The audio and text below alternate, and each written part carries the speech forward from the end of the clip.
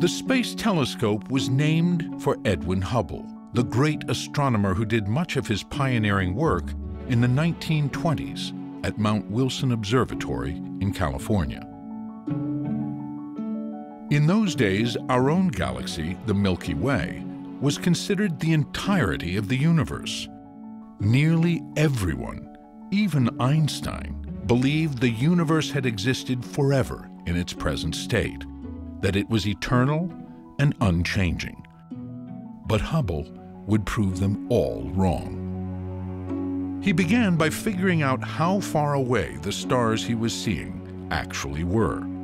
At the time of Edwin Hubble, it was hard to measure distances. It still is, even today. It's difficult to know if a star appears bright because it is actually bright, or simply because it is close to us. So Hubble searched for a rare type of star, called a Cepheid variable.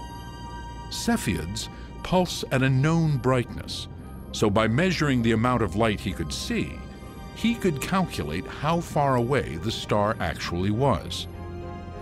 In October 1923, Hubble found a Cepheid in a gaseous cluster of stars then called the Andromeda Nebula. It yielded a shocking discovery. And when he actually did the calculations, he discovered Andromeda was roughly 1 million light years away from us, which was outside our galaxy. Andromeda was its own galaxy. Oh, there are other galaxies out there, and we're just one of them. For the first time in history, there was evidence that our universe stretched far beyond the Milky Way. But then what he did was, we measured the speed of a whole bunch of these galaxies. Edwin Hubble measured speed by looking at the light the galaxies emitted. He knew if the galaxy was moving toward him, the waves would shorten and shift to the blue part of the spectrum. If it was moving away, the waves would lengthen and shift to the red. Every distant galaxy Hubble looked at, he saw the light from it being redshifted, which meant everything is moving away from everything else. And he found the further away they were, the faster they were going. In fact, the universe itself was expanding, stretching the light from the galaxies. Edwin Hubble had changed our understanding of the cosmos forever. The whole universe was clearly expanding.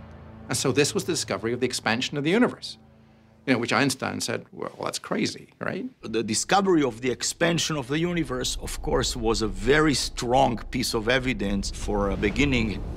If everything is now expanding, you can run this backwards and see that everything should have started from a certain point or singularity, what we today call a Big Bang.